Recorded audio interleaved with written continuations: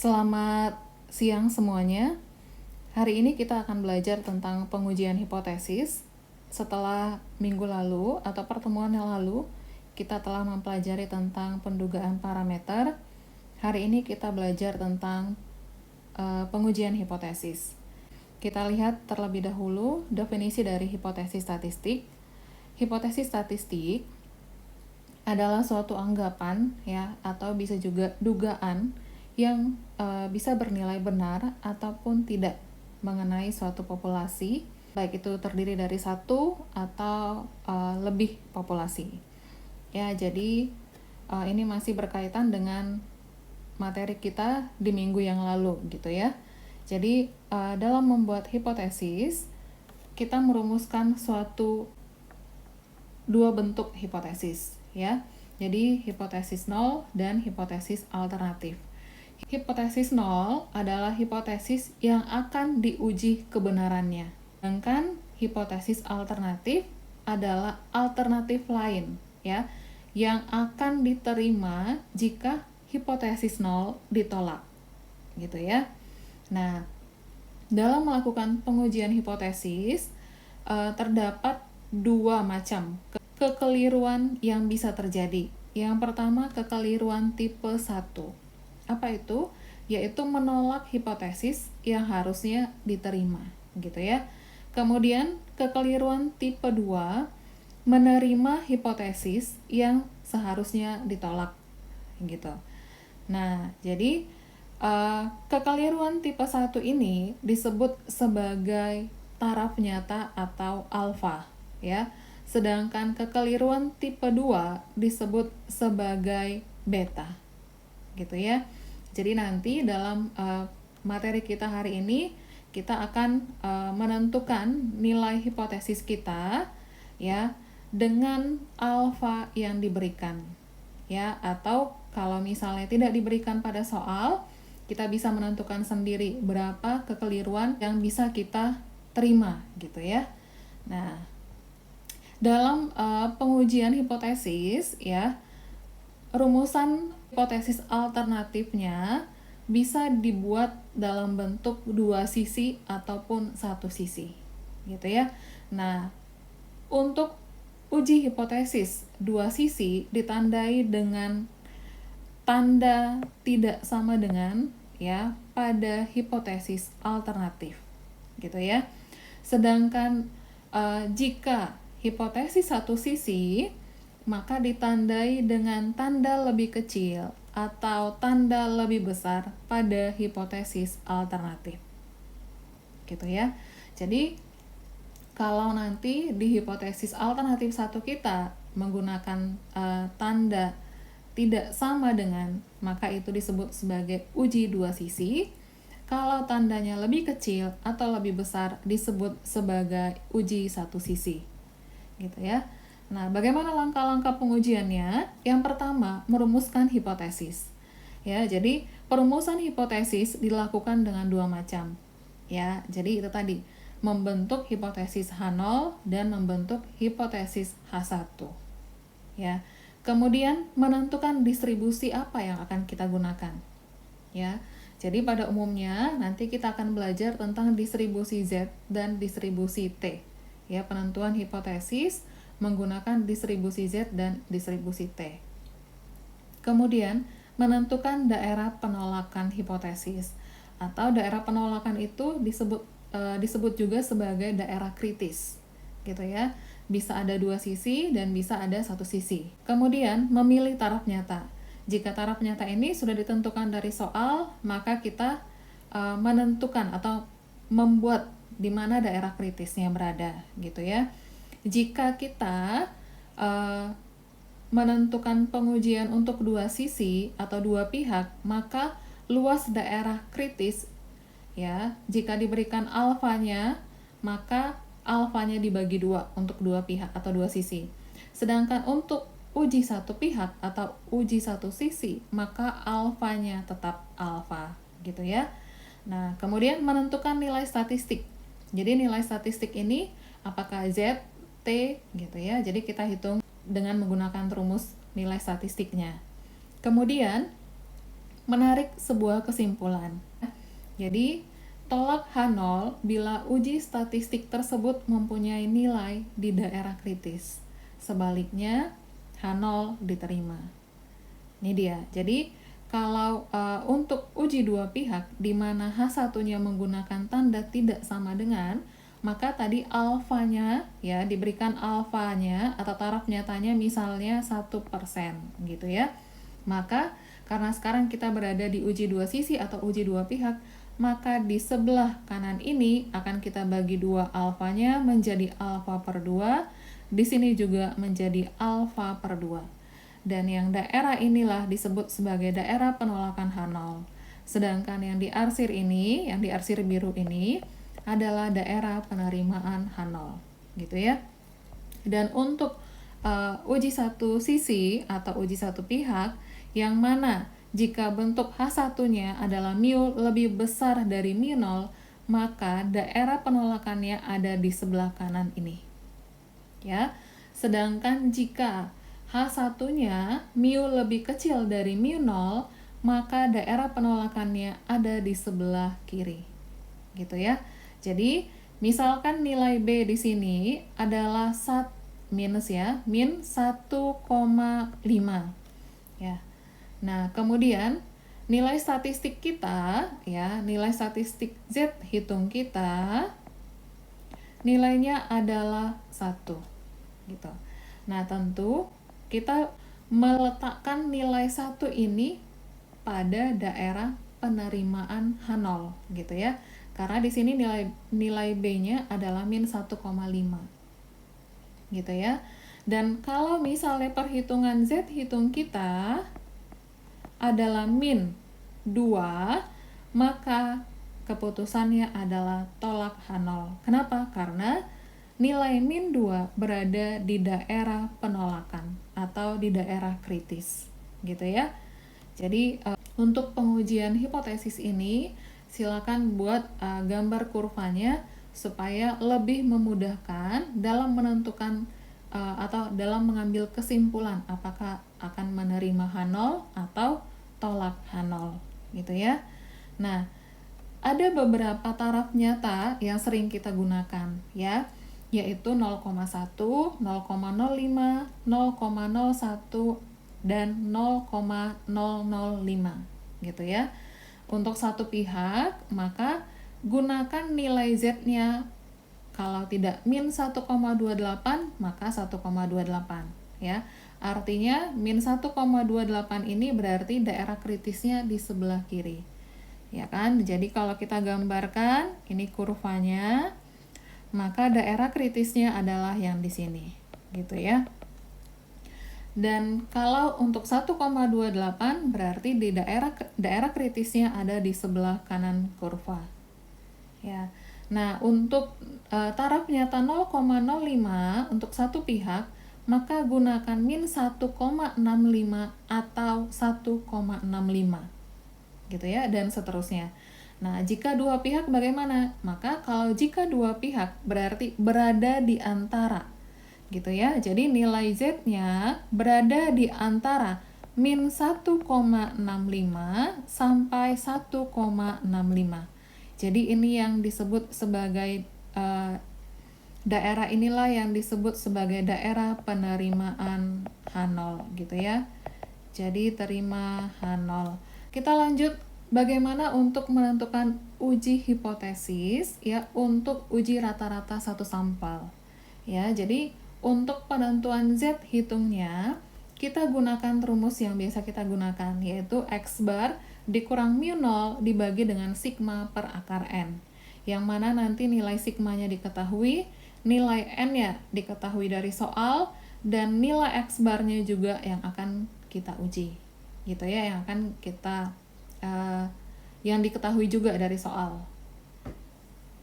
Kemudian untuk nilai sigma yang tidak diketahui, jadi artinya kalau sigmanya diketahui, ini sebagai sigma populasi, ya. Dan ini jika sigmanya tidak diketahui, maka gunakan rumus T hitung, ya. Artinya nilai sigma dari populasi karena tidak diketahui diganti dengan S. Jadi standar deviasi dari sampel gitu ya. T hitung sama dengan X bar dikurang mu 0 dibagi dengan S per akar N gitu ya. Nah, bagaimana cara menentukan nilai T hitung kita dari tabel T gitu ya. Jadi ini 0,025 kita pilih 24 ya. Berarti nilainya adalah 2,06390 atau kita tulis nanti 2,06 gitu ya. Nah, jadi karena tadi kita bicara untuk uji dua pihak ya, maka kita buat untuk daerah penerimaan H0 ya. Daerah penerimaan H0. Daerah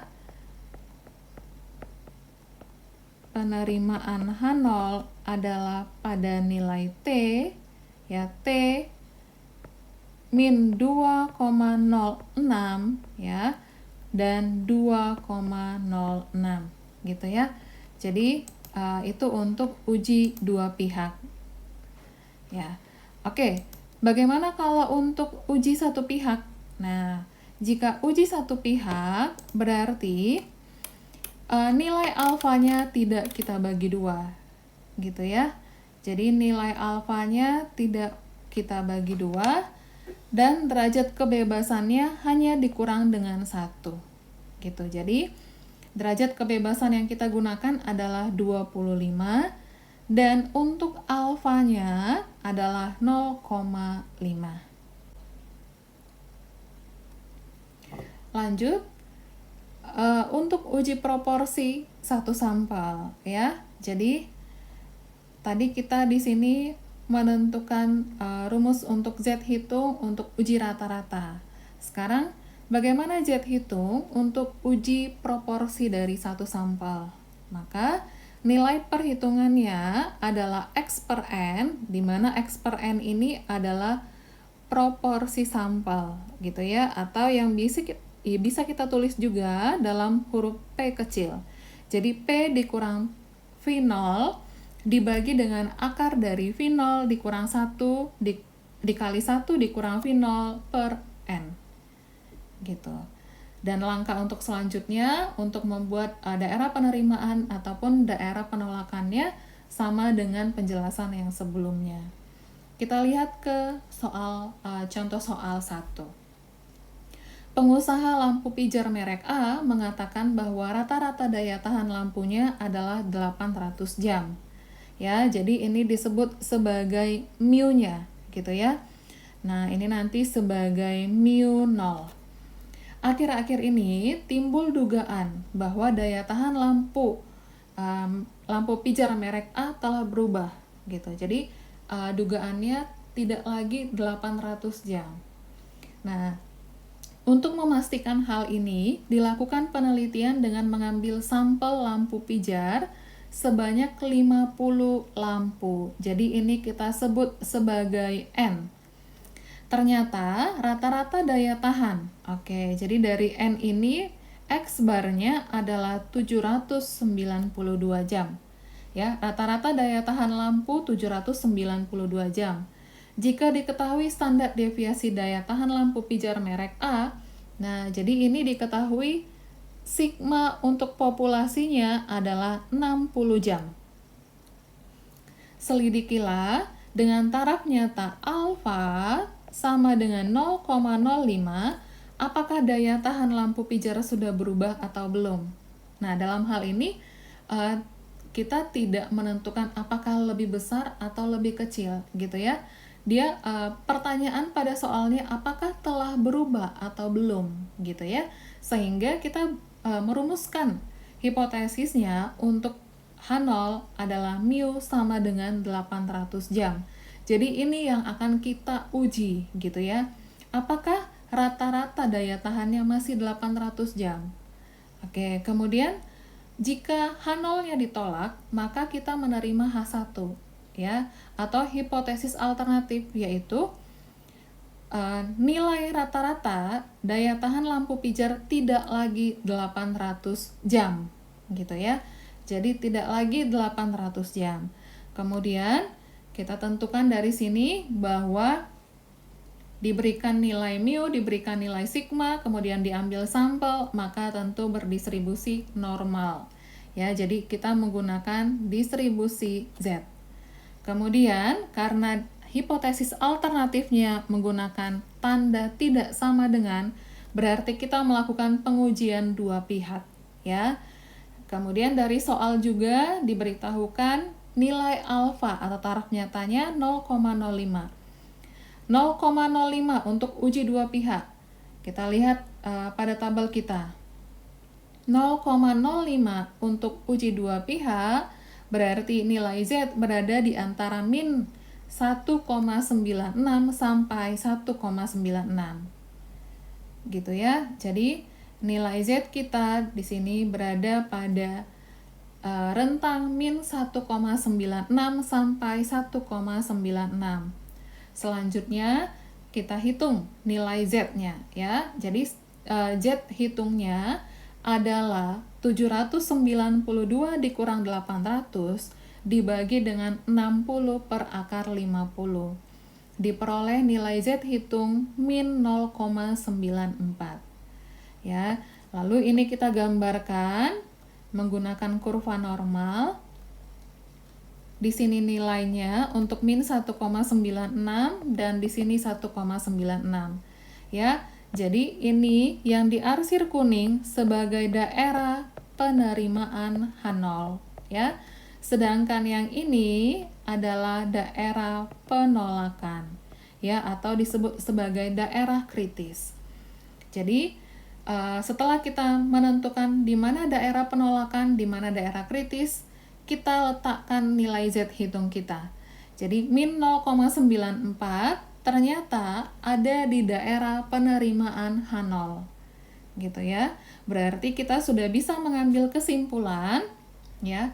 Di sini harusnya ada kesimpulan, berarti pada kesimpulannya adalah kita akan menerima H0. Jadi terima H0. Artinya apa? Terima H0 berarti rata-rata daya tahan lampu pijar masih 800 jam. Gitu ya. Oke, itu dia contoh 1. Kemudian, untuk contoh 2, jika tadi sigmanya atau standar deviasi populasi tidak diketahui, saya ulang, standar deviasinya diketahui, maka sekarang kita lihat contoh untuk standar deviasi tidak diketahui. Ya. Nah, untuk contoh 1 di atas, jika standar deviasi populasinya tidak diketahui, dan dari sampel kita hitung nilai S atau standar deviasi untuk sampel adalah 55 jam, maka kita akan menentukan apakah daya tahan lampu pijar masih 800 atau sudah berubah, gitu ya. Berarti perumusan hipotesisnya sama, kemudian karena nilai sigma tidak diketahui, kita menggunakan distribusi T. Ya. Jadi kita menggunakan distribusi T.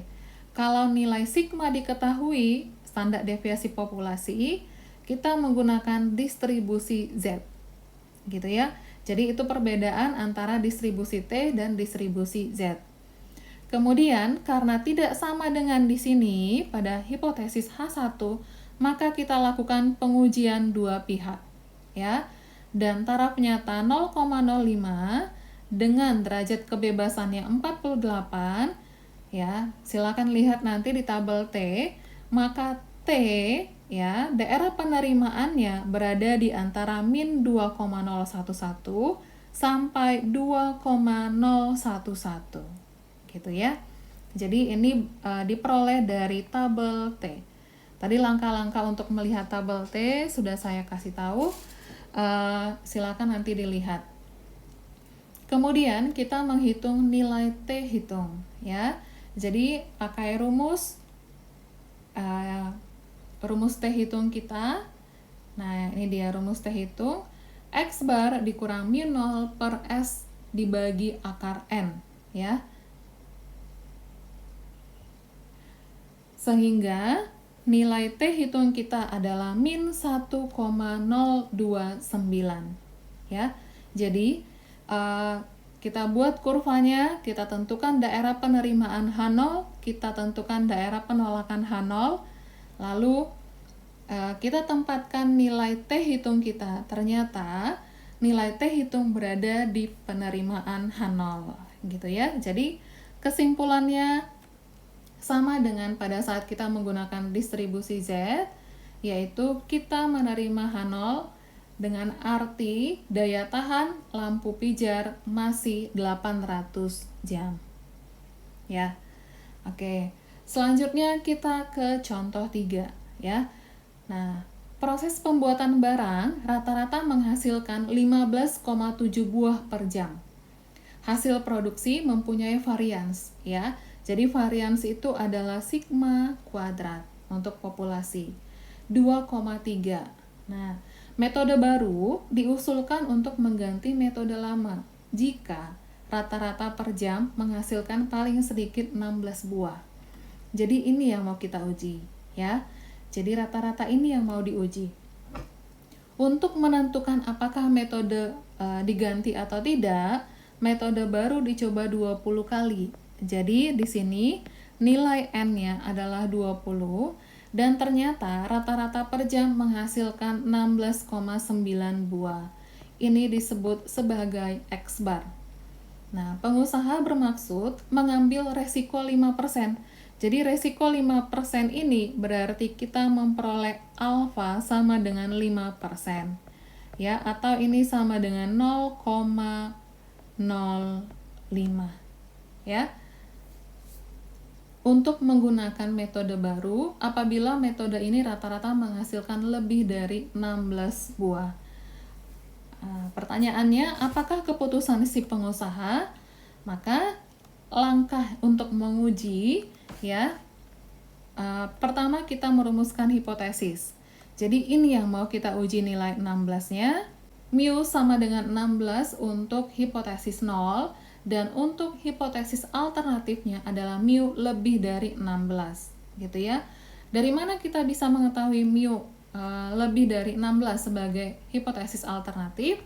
Karena ya pada soal dikatakan bahwa pengusaha bermaksud mengambil resiko 5% untuk menggunakan metode baru apabila rata-rata metode baru menghasilkan lebih dari 16 buah, gitu ya.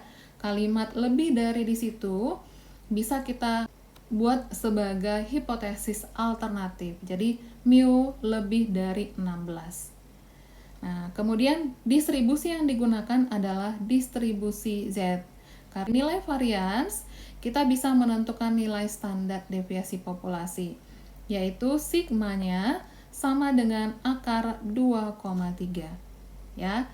Dan karena kita menggunakan tanda lebih besar, maka pengujian yang kita lakukan adalah pengujian satu pihak. Kemudian taraf nyatanya alfa sama dengan 0,05, berarti daerah penolakannya, ya, untuk uji satu pihak adalah Z lebih dari 1,65, gitu ya. Jadi daerah penolakannya jika nilai Z hitung nanti berada lebih dari 1,65. Nah, ini dia daerah Z hitung kita atau Z statistik kita, ya. Dengan rumus Z diperoleh nilainya 2,65. Artinya apa? Ternyata nilai Z hitung jatuh pada daerah penolakan H0, gitu ya. Jadi jatuh pada daerah penolakan H0. Kalau H0-nya ditolak bagaimana artinya? Nah, ini dia. Artinya nilai atau rata-rata yang dihasilkan dengan menggunakan metode yang baru adalah lebih dari 16 buah per jam, gitu ya. Jadi di sini kita tulis H0 ditolak, artinya metode baru dapat menggantikan metode lama. Ya, itu dia. Selanjutnya kita lihat untuk contoh 4. Nah, ini ada contoh untuk uji proporsi, ya. Kita ingin menguji bahwa distribusi jenis kelamin laki-laki dan jenis kelamin perempuan adalah sama, ya. Jadi artinya apa? Nilai proporsinya ya untuk populasi adalah setengah, gitu ya. Karena kemungkinan untuk kelahiran anak laki-laki dan kelahiran anak perempuan peluangnya atau proporsinya adalah sama, yaitu setengah. Lalu, sebuah sampel acak yang terdiri dari 4.800 orang ya, mengandung 2.458 anak laki-laki. Gitu ya. Jadi dari 4.800 wanita yang mengandung ternyata diperoleh 2.458-nya adalah anak laki-laki yang dikandungnya gitu. Nah, dalam taraf nyata 0,05, betulkah distribusi kedua jenis kelamin itu sama? Gitu dia ya. Jadi ini perlu diuji. Kenapa? Karena kalau dicek melalui USG, ternyata anak laki-lakinya lebih sedikit, lebih banyak gitu ya, lebih banyak 58 orang. Nah, jadi di sini kita rumuskan hipotesisnya. Jika P-nya adalah peluang laki-laki, maka H0-nya adalah P sama dengan 1/2. Dan untuk hipotesis alternatifnya P tidak sama dengan setengah. Gitu ya. Lalu untuk uji yang kita gunakan adalah uji Z atau distribusi normal ya. Kemudian taraf nyatanya di sini dikasih tahu 0,05, maka daerah penolakannya, saya ulang, daerah penerimaan H0-nya adalah min 1,96 sampai 1,96 ya. Itu untuk alfa sama dengan 0,05 gitu ya, untuk pengujian dua pihak. Nah, kemudian kita hitung nilai Z statistiknya ya. Nilai Z statistik menggunakan rumus Z proporsi diperoleh nilai Z-nya 1,68